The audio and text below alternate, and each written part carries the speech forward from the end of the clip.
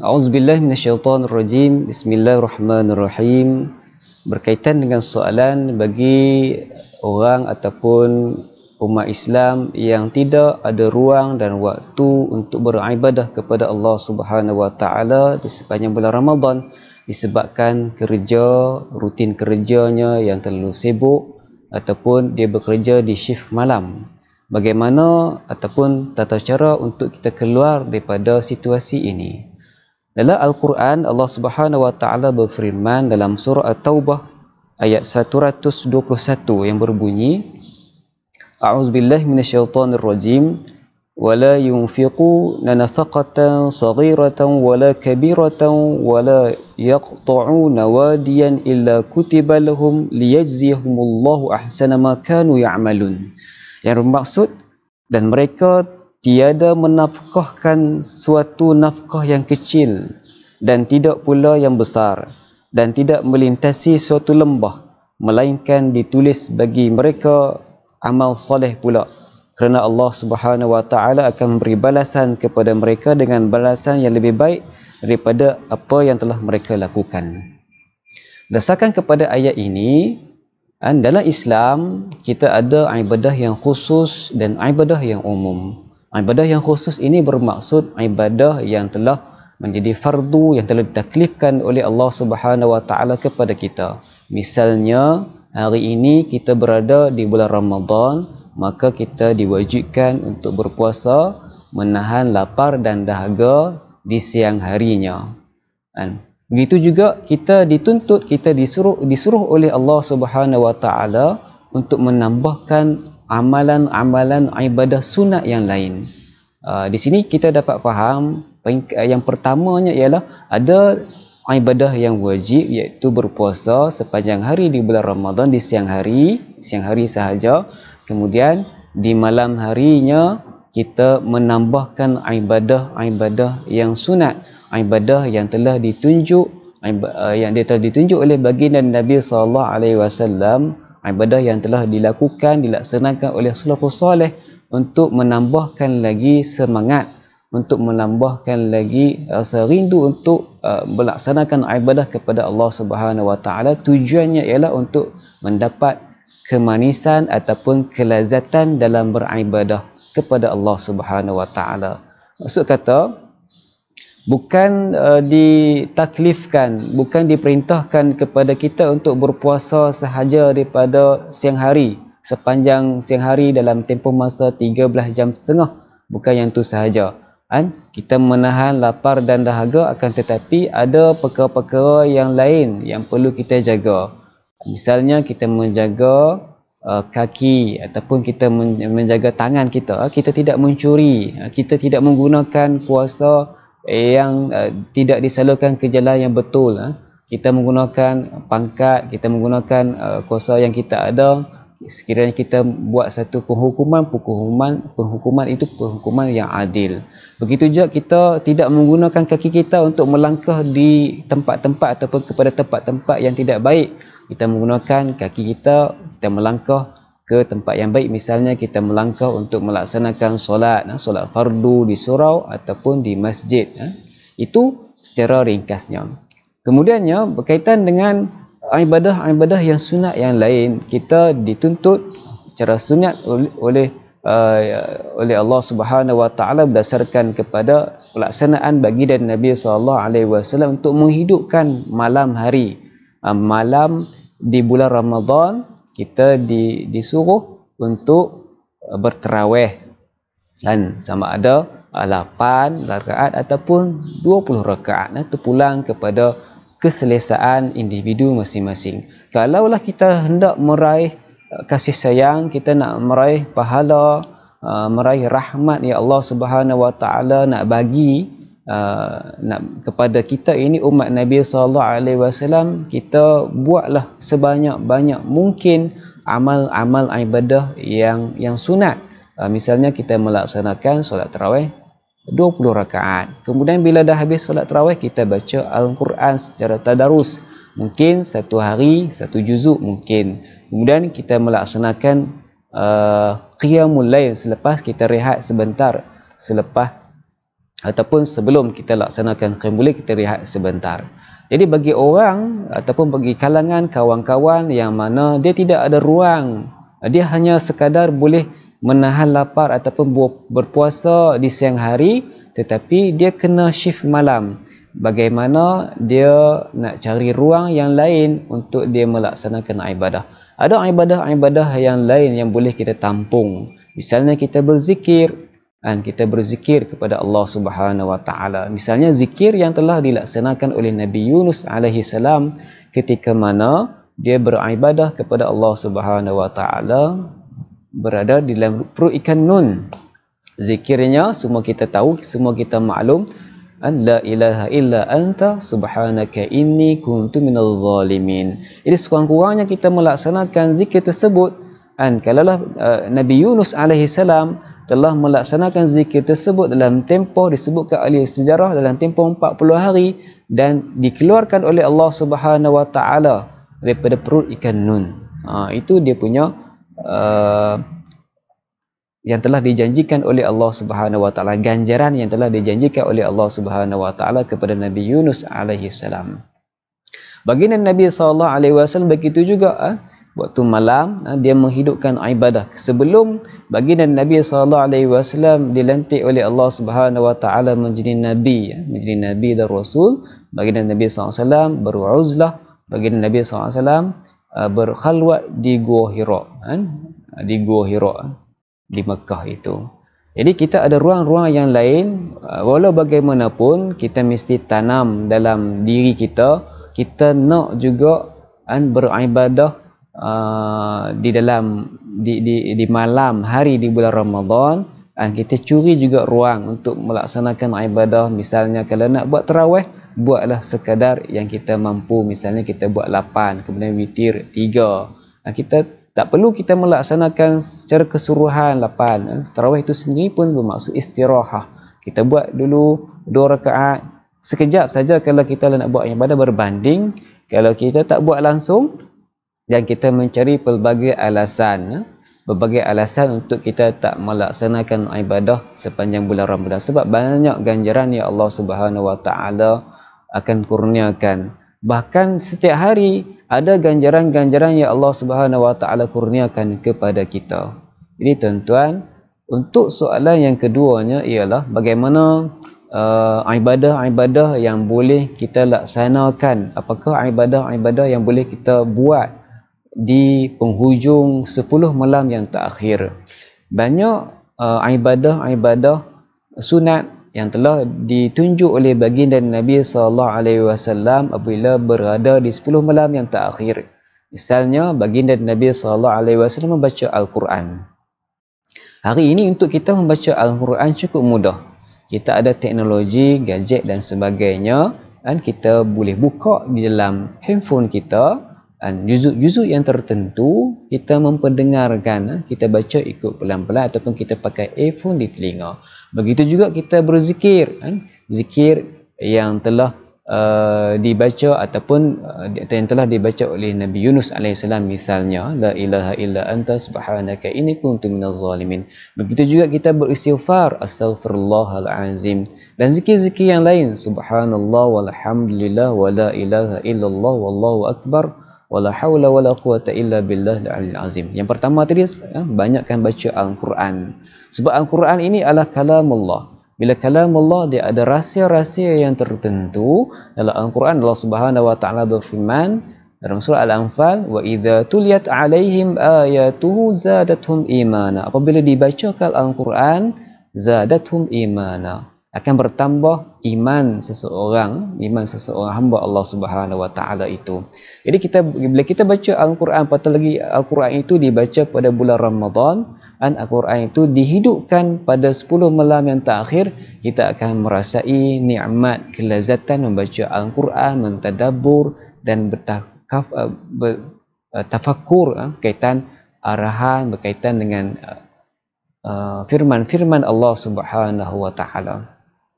Baik, yang ketiganya ialah kita juga di 10 malam yang terakhir, kita bukan kita sahaja nak laksanakan, nak menghidupkan malam yang 10 yang terakhir ini, kita juga perlu mengajak ahli keluarga kita, isteri kita, anak-anak kita. Ini adalah sunnah Nabi SAW. Bila 10 malam yang terakhir, baginda Nabi SAW mengejutkan anak dia, Siti Fatimah mengejutkan isteri-isteri baginda Nabi SAW untuk bersama-sama menghidupkan malam yang terakhir itu, membaca Al-Quran, berzikir untuk bertakarrub kepada Allah Subhanahu Wa Taala. Di 10 malam yang terakhir, Allah Subhanahu Wa Taala memberi ganjaran yang didambakan oleh Allah, didambakan oleh hamba-hamba Allah Subhanahu Wa Taala yang beriman, iaitu malam Lailatul Qadr. Lailatul Qadr ini, tuan-tuan dan puan-puan sekalian, sekiranya kita beribadah di malam yang mana malam itu dinamakan malam Lailatul Qadar, maka dia sama kita beribadah kepada Allah Subhanahu Wa Taala sepanjang kehidupan kita dalam tempoh masa 83 tahun. Dalam tempoh 24 jam itu, sepanjang 83 tahun kita melaksanakan ibadah yang khusyuk kepada Allah Subhanahu Wa Taala. Itu ganjaran bagi umat Nabi sallallahu alaihi wasallam. Dan yang terakhir, walaupun kita melaksanakan ibadah-ibadah yang khusus dan yang umum ini, kita juga mesti menanamkan matlamat untuk kita berpuasa, matlamat untuk kita melaksanakan amal ibadah sama ada yang wajib dan yang sunat. Ini adalah untuk kita menjadi seorang hamba Allah Subhanahu Wa Taala, iaitu ubudiyah ataupun abdi. Misalnya disebut oleh Allah Subhanahu Wa Taala, dirakam oleh Allah Subhanahu Wa Taala dalam surah Al-Isra ayat yang pertama, Subhanallazi asra bi'abdihi lailan minal masjidil haram ilal masjidil aqsa, ila akhir ayat. Allah Subhanahu Wa Taala telah memuji diri dia, Subhanallazi asra bi'abdihi, telah memperjalankan hamba dia. Hamba dia itu baginda Nabi sallallahu alaihi wasallam. Baginda Nabi sallallahu alaihi wasallam telah berada di tahap ataupun di maqam kehambaan. Barulah dia boleh diangkat, dijemput oleh Allah Subhanahu Wa Taala untuk menghadap dia. Begitulah juga kita ini umat Nabi sallallahu alaihi wasallam, tidak mustahil kita akan memperolehi, kita akan dikurniakan oleh Allah Subhanahu Wa Taala rahsia-rahsia malam-malam yang terakhir di bulan Ramadan, untuk kita menjadi hamba-hamba Allah Subhanahu Wa Taala yang benar-benar beriman kepada Allah Subhanahu Wa Taala. Moga-moga kita akan memperolehi nilai taqwa, yang mana nilai taqwa itu berserta dengan maqam ataupun berserta dengan nilai sifat-sifat seorang hamba yang benar, hamba yang tulen kepada Allah Subhanahu Wa Taala. Wallahu a'lam.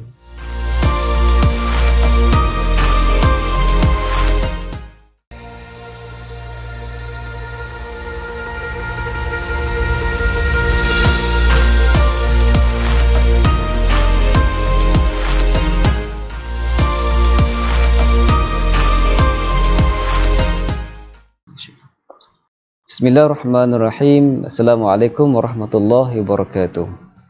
Soalan, bagaimana seorang pesakit yang mana dia perlu menjalani pembedahan di siang hari. Di siang hari, pembedahan itu, contohnya pembedahan itu perlu dilakukan pada siang hari. Sana, pembedahan boleh buat waktu malam tak? Pilihan. Prosedur perubatan yang kena buat, prosedur perubatan yang membatalkan puasa. Prosedur perubatan yang membatalkan puasa. Maksud kalau saya cakap yang tu, dia ada dua pilihan. Dia boleh ubah pembedahan tu di waktu malam kan? Malam. Prosedur perubatan kecemasan. Okey, kecemasan. Kena buat time tu juga. Baik, okey. Bismillahirrahmanirrahim. Assalamualaikum warahmatullahi wabarakatuh. Soalan berkaitan dengan seorang pesakit, dan pesakit itu dalam keadaan darurah ataupun mudarat, bahkan dalam situasi kecemasan, yang mana dia perlu melaksanakan pembedahan di siang hari. Bagaimana tata cara ataupun prosedur perubatan? Baik. Untuk menentukan keadaan boleh ataupun tidak boleh untuk melaksanakan pembedahan ataupun melakukan pembedahan ini, pakar perubatan iaitu doktor akan menasihati ataupun akan memberi pandangan sekiranya situasi hal ehwal pesakit tadi tidak disegerakan pembedahan dalam keadaan kecemasan tersebut akan memudaratkan. Dalam Islam disebut darurat berkaitan kita nak jaga hifzun nafs, kita nak jaga nyawa kita. Di antara 5 perkara yang penting untuk kita jaga adalah nyawa kita. Nyawa umat Islam itu lebih bernilai. Sebab apa? Sebab kalaulah kita boleh menjaga nyawa kita agar diberi keselesaan, diberi ruang, kita ada lagi masa dan tempoh, mungkin kita diberi ruang untuk ajal kita, maka kita boleh lagi melaksanakan ibadah-ibadah yang lain. Bahkan insya-Allah kita akan bertemu di bulan Ramadan pada masa akan datang. Oleh demikian, kita perlu rujuk kepada pakar perubatan. Sekiranya pembedahan tersebut jika tidak dilaksanakan, dia akan memberi mudarat yang lain. Dia akan menambahkan lagi, misalnya contoh penyakit barah, misalnya contoh kemalangan di jalan raya, ataupun apa sahaja yang melibatkan situasi kecemasan, maka Islam melihat jalan yang pertama iaitu kita menjaga hifzun nafs, menjaga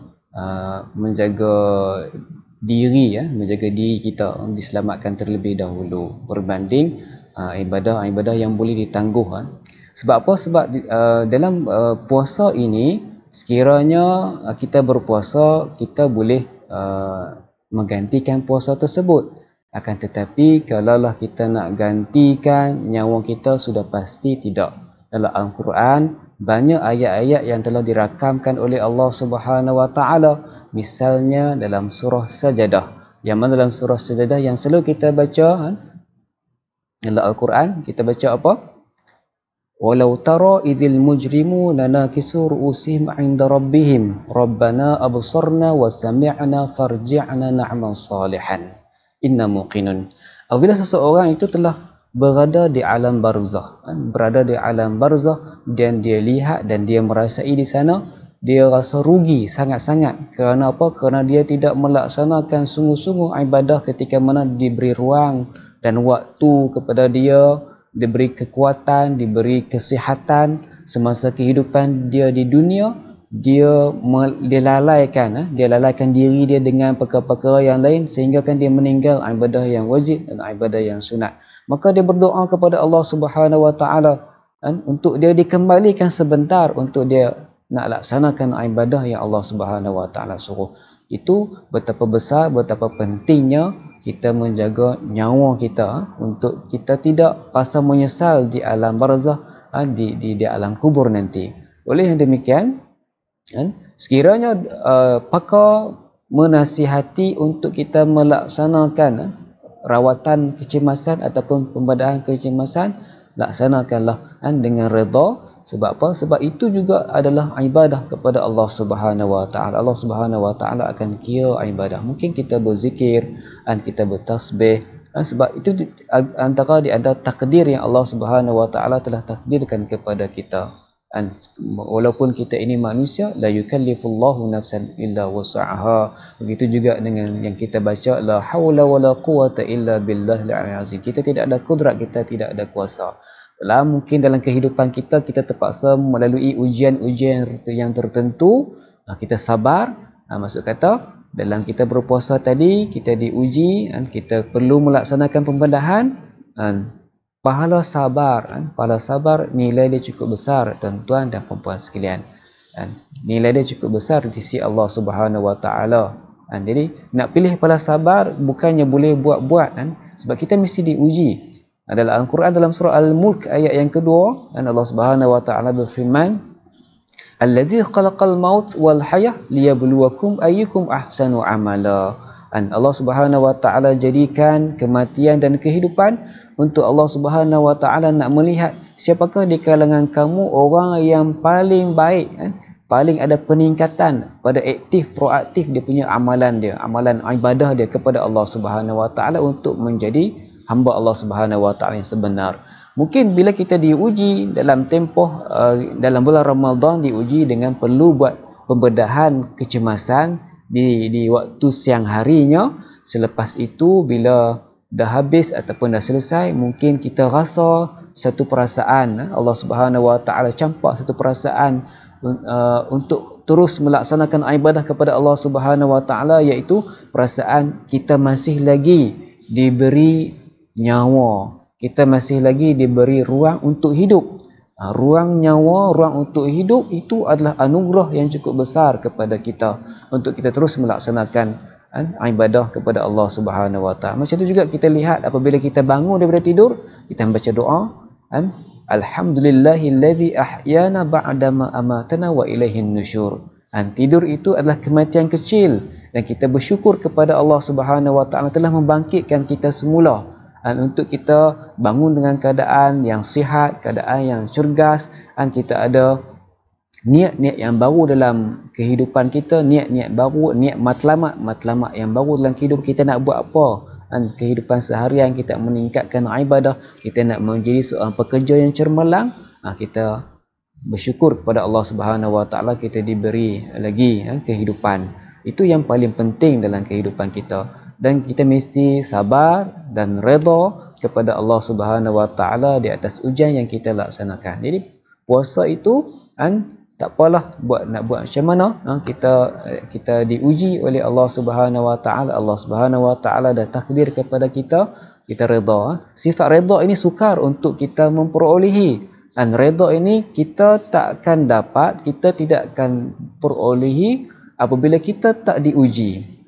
Dan bila kita tak diuji oleh Allah Subhanahu Wa Taala, kita tidak akan kenal apa yang dinamakan redha. Apa maksud redha? Pasrah. Apa maksud redha? Kita tulus ikhlas apa sahaja yang Allah Subhanahu Wa Taala takdir, kita patuh, kita taat, kita akur. Kita tak mempersoalkan pasal apa jadi macam ni, pasal apa aku ditakdirkan macam ni, pasal apa aku ditakdirkan untuk buat pembedahan, mungkin dipotong kaki, mungkin dibuang ginjal dan sebagainya. Kita sabar dan kita redha kepada Allah Subhanahu Wa Taala. Sebab apa? Sebab dalam bulan Ramadan ibadah umat Nabi SAW ini digandakan sampai 70 darajat. Jadi itu di antara ganjaran-ganjaran yang Allah Subhanahu Wa Taala. Mungkin dalam tempoh tersebut Allah Subhanahu Wa Taala nak ganti kafarah kesalahan dosa-dosa yang telah kita laksanakan. Jadi wallahu a'lam.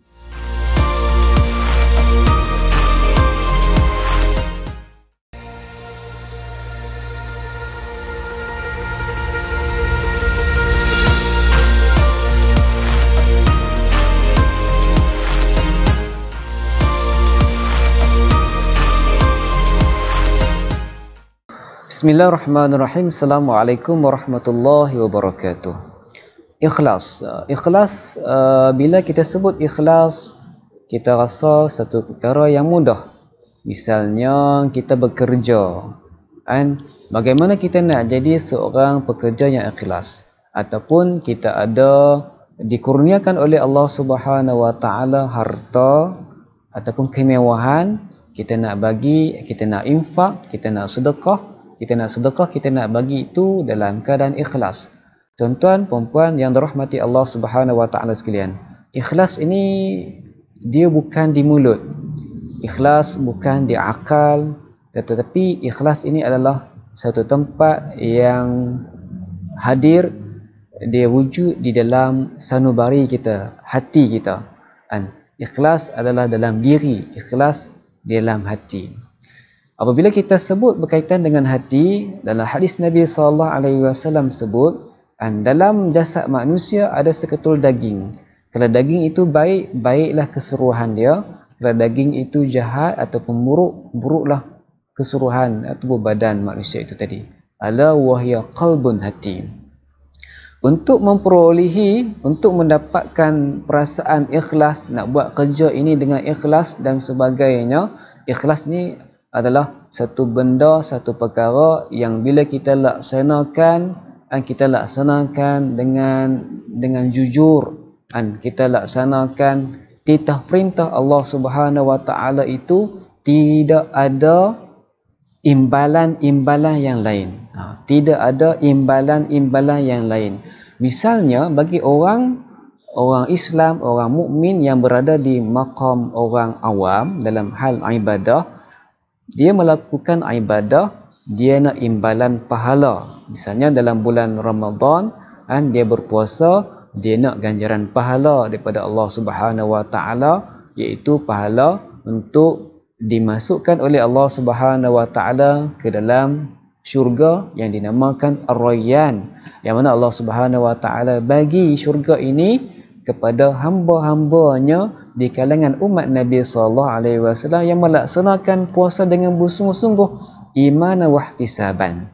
Jadi orang yang berada, orang awam, dia hanya ada niat-niat yang tertentu, imbalan-imbalan yang tertentu, iaitu nak boleh pahala ataupun nak boleh masuk syurga Ar-Rayyan. Jadi kita lihat orang yang terakhir, iaitu khawasul khawas, orang yang betul-betul melaksanakan ibadah-ibadah, bukan kata ibadah puasa sahaja, ibadah solat, ibadah berzakat, melaksanakan haji dan umrah, dia melaksanakan ikhlas kepada Allah Subhanahu Wa Taala. Tidak ada imbalan-imbalan yang Allah nak bagi apa, dia tak dambakan apa ganjaran-ganjaran yang Allah Subhanahu Wa Taala nak kurniakan, tetapi dia buat ibadah tersebut. Apa tujuan dia? Tujuan dia yang pertama ialah untuk dia nak laksanakan titah perintah Allah Subhanahu Wa Taala. Sebagai seorang hamba, kalau hamba itu diperintah oleh tuannya, buatlah apa sahaja, dia akan laksanakan tanpa ada persoalan. Nanti apabila tuan dia nak bagi apa-apa, terpulang kepada tuan dia, sama ada nak bagi tempat tidur ke, nak bagi makanan yang lazat-lazat, terpulang. Dia buat tanpa ada imbalan. Itu maksud ikhlas yang saya nak huraikan. Jadi dalam konteks kita bekerja, apabila kita nak melaksanakan kerja kita ini secara ikhlas, sebab ikhlas ni dia adalah di antara maqam hal ehwal hati seseorang itu di peringkat yang tertinggi juga. Yang terdekat tinggi itu macam mana? Ialah kita ada hal ehwal keadaan ataupun pelaksanaan ibadah yang mana ibadah itu disebut syariat. Syariat ini dia nak jaga islah jawarih. Syariat dia nak islah jawarih, dia nak memperbaiki anggota-anggota panca indera yang 5. Contoh, dalam Al-Quran Allah Subhanahu Wa Taala sebut, ya ayyuhallazina amanu la ta'kulu amwalakum bainakum bil batil. Wahai orang beriman, janganlah kamu nak cari makan dalam pekerjaan dan sebagainya, nak masuk makanan dalam perut kamu, ambil daripada sumber yang batil, sumber yang haram, sumber yang syubhat. Itu perintah Allah Subhanahu Wa Taala kepada orang-orang beriman. Begitu juga Islam nak jaga orang yang beriman ini, misalnya menjaga kemaluan. Az-zaniyatu waz-zani fajlidu kulla wahidin minhum mi'ata jildah. Penzina lelaki dan penzina perempuan, bila disabitkan kesalahan ikut hukum syarak, hukum hudud, dia perlu direjam, dipukul sebanyak 10 kali sebatan. Itu syariat, dia nak jaga islah jawarih. Yang kedua, yang kedua dalam beribadah ini adalah ibadah segi hati. Dalam ibadah segi hati inilah yang ada dibicarakan di sana bab ikhlas. Ikhlas ini dia akan hadir, dia akan wujud di dalam hati apabila bermula dengan hal ehwal keadaan kita beristighfar, kita mohon ampun kepada Allah Subhanahu Wa Taala. Misalnya baginda Nabi sallallahu alaihi wasallam, dia istighfar satu hari tidak kurang daripada 70 satu hari astaghfirullahalazim. Bila dia istighfar, dia akan memperolehi kedudukan yang lain, hal ehwal yang ataupun maqam duduk di taqwa. Apa maksud taqwa? Taqwa ialah dia melaksanakan segala titah perintah Allah Subhanahu Wa Taala, dan pada masa yang sama dia meninggalkan apa yang dilarang oleh Allah Subhanahu Wa Taala. Bila dia istighfar, bila dia mohon ampun setiap kesalahan yang dia lakukan, yang dia buat, sama ada kesalahan itu bersifat hablum minan nas ataupun hablum minallah, Allah Subhanahu Wa Taala akan memakaikan kepada dia si hamba yang tadi, iaitu pakaian taqwa, libasut taqwa. Bila duduk dalam kataan libasut taqwa ini, pakaian taqwa dipakaikan oleh seorang hamba, dia akan duduk dalam keadaan istiqamah, dia rasa seronok melaksanakan ibadah-ibadah tadi.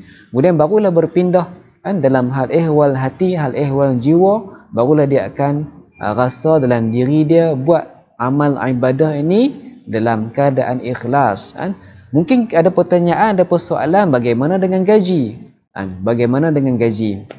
Gaji adalah dalam hadis Nabi SAW banyak menceritakan berkaitan antaranya ialah upah ataupun gaji mesti diberi sebelum kering. Sebelum kering, titik peluh orang yang kita minta pertolongan, kita suruh tadi, mesti bagi. Itu isu gaji. Gaji ini adalah satu ganjaran kepada seseorang selama mana dia melaksanakan, dia menyempurnakan kerja-kerja dia. Walaupun gaji adalah gaji, tetapi bagi kita ini orang Islam, kita nak dapatkan pahala bukan sahaja nak dapat gaji, kita mesti ada unsur-unsur yang lain, iaitu unsur jiwa yang dinamakan ikhlas, yang dinamakan jujur. Barulah kita akan merasa ketenangan dalam diri. Sebab apa? Sebab orang yang tenang dalam hal ehwal kerja dia, yang ada ketenangan dalam kerjaya dia, tidak stres, tidak emosi, sebenarnya dia buat kerja itu dengan ikhlas. Kerja dia laksanakan, dia tidak mempersoalkan apa yang bos dia ataupun ketua dia arahkan. Dia laksanakan dengan tidak mempersoalkan pasal apa aku diberi kerja banyak ni, banyak sangat ni. Kawan lain dapat sikit sahaja. Mungkin itu adalah untuk memotivasikan kita. Mungkin untuk melatih kita menjadi seorang pekerja yang lebih cemerlang lagi. Sebab kita ada potensi kehidupan masing-masing. Masing-masing manusia dia ada potensi. Mungkin ketua jabatan kita, bos kita nampak kita ada peluang cerah, kita ada potensi untuk pergi jauh. Maka dengan itu kita ditarbiah, kita dididik oleh ketua kita untuk kita jadi seorang pekerja yang cemerlang. Baik, dalam bab ikhlas, dia ada beberapa perkara-perkara yang perlu kita ambil penting. Yang pertama, mesti kita melihat kepada firman Allah Subhanahu Wa Taala dalam surah Az-Zariyat ayat 56, A'udzubillahi minasyaitonirrajim, wa ma khalaqtul jinna wal ins illa liya'budun. Tidak aku jadikan di kalangan jin dan manusia itu adalah untuk beribadah kepada aku. Dan dalam bab ibadah yang telah kita bincang, yang telah kita dengar kuliah dan pengajian dan sebagainya, ada dua, ibadah yang khusus, ibadah yang umum. Ibadah yang khusus berkaitan dengan rukun Islam dan rukun iman. Ibadah yang umum berkaitan dengan selok belok pekerjaan kita. Walaupun kita bekerja, kita mesti menjaga hasil mahsul yang kita dapat, yang kita perolehi. Tidak boleh ambil daripada sumber-sumber yang haram. Misalnya kita buat tuntutan perjalanan, tuntutan kerja lebih masa, yang mana kita tipu masa, kita ubah. Sebenarnya kita kerja 4 jam saja, kita pergi tulis kita kerja 8 jam. Sebenarnya di hal ehwal jawarih tadi, nak jaga hal ehwal jawarih itu sudah tidak betul. Bagaimana mungkin dia akan buat kerja dalam keadaan ikhlas? Dia buat kerja bukan untuk beribadah kepada Allah Subhanahu Wa Taala. Kerja dia itu sudah jadi matlamat yang lain. Matlamat apa? Matlamat untuk memuaskan nafsu dia. Memuaskan nafsu dia. Dalam kita bekerja, kita mendapat rezeki yang halal. Rezeki yang halal tadi bila kita makan, kita gunakan, dia akan memberi dalam tubuh badan kita darah, daging. Kita menjadi seorang hamba yang benar-benar iman, yang benar-benar berikhlas. Maka dengan sebab itulah kita akan memperoleh ketenangan dalam kita melaksanakan kerja-kerja yang telah diamanahkan kepada kita oleh majikan kita dan sebagainya. Itu yang pertamanya, berkaitan beribadah ini kita bekerja ini ada hubungan dia, ada hubungan, bukan hubungan dunia saja, dia ada hubungan dengan hubungan yang di akhirat. Yang kedua, bila kita bekerja, kita nak jadi orang yang ikhlas ini, kita mesti melaksanakan kerja tersebut dalam keadaan kita percayakan kepada diri kita, kita percayakan kepada diri kita, kita percaya kepada kebolehan, kita percaya kepada kekuatan yang ada pada diri kita. Kita tidak boleh bersandarkan kepada orang-orang yang lain.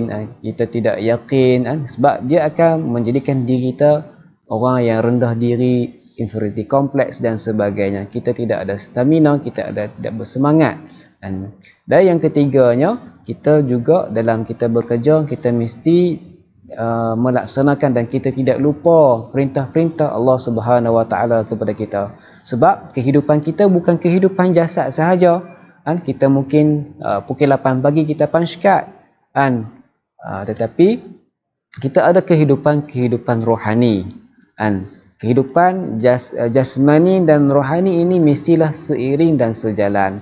Tidak boleh rohaninya tinggi, tidak boleh jasmaninya tinggi, berkaitan dengan keadaan hal ehwal itu mesti sejalan. Maksud kata, bila seorang itu dia melaksanakan kerjanya, dia mesti ada nilai-nilai yang tertentu, disiplin-disiplin yang tertentu, prinsip-prinsip yang tertentu. Misalnya prinsip apa? Prinsip keadilan. Keadilan dalam bekerja, menjaga ketepatan masa. Kalau mai pukul 8 pagi kita ditaklifkan, kita disuruh untuk bekerja pukul 8, mailah 7.45 mungkin kita panjkat, buat persediaan dan sebagainya. Kita ambil semangat baru setiap hari, Jadi kita menjadi seorang pekerja yang mana pekerja yang melaksanakan tuntutan perintah Allah Subhanahu Wa Taala. Ini Allah Subhanahu Wa Taala suruh. Kita selalu dengar dalam laungan azan, hayya 'alal falah. Kita jadi orang yang berjaya, orang yang cemerlang. Kita dituntut oleh agama Islam untuk menjadi orang yang berjaya, orang yang cemerlang. Kita itu disuruh oleh Allah Subhanahu Wa Taala. Dipanggil setiap hari 5 kali dilaungkan azan untuk menjadi orang yang berjaya. Berjaya bukan setakat jasmani, akan tetapi berjaya berkaitan dengan rohani dia. Dengan itu kita akan jadi, insya-Allah kita akan jadi seorang pekerja yang cemerlang dan pekerja yang ikhlas dalam melaksanakan segala program-program, segala perancangan-perancangan di jabatan kita.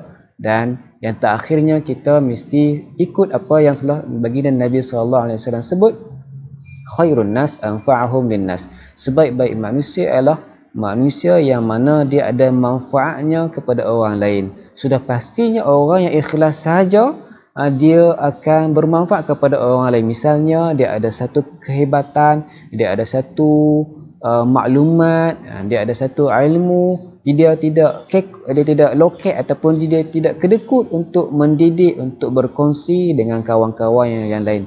Maksud kata bukan sahaja dia saja yang pandai, dia saja yang cerdik, dia saja yang pakar, dia nak juga sahabat-sahabat dia pakar. Sebab apa? Sebab masing-masing kita bekerja dalam organisasi. Bila kita bukan bermaksud bila kita bekerja diri kita saja, sebab bila kita bekerja secara tim, bekerja secara berkumpulan, kita bekerja secara organisasi, bila berjaya organisasi, berjayalah keseluruhan kaki tangan, anak-anak buah yang ada. Itu yang paling pentingnya, khairun nas anfa'uhum linnas. Mestilah kita jadi orang yang ada manfaatnya, bukan kita berada dalam satu organisasi dan kita menjadi ibarat parasit ataupun kita jadi macam pokok yang suka duduk menempel dengan orang lain dan membunuh orang lain. Kita tak mahu macam itu. Itu sifat-sifat parasit.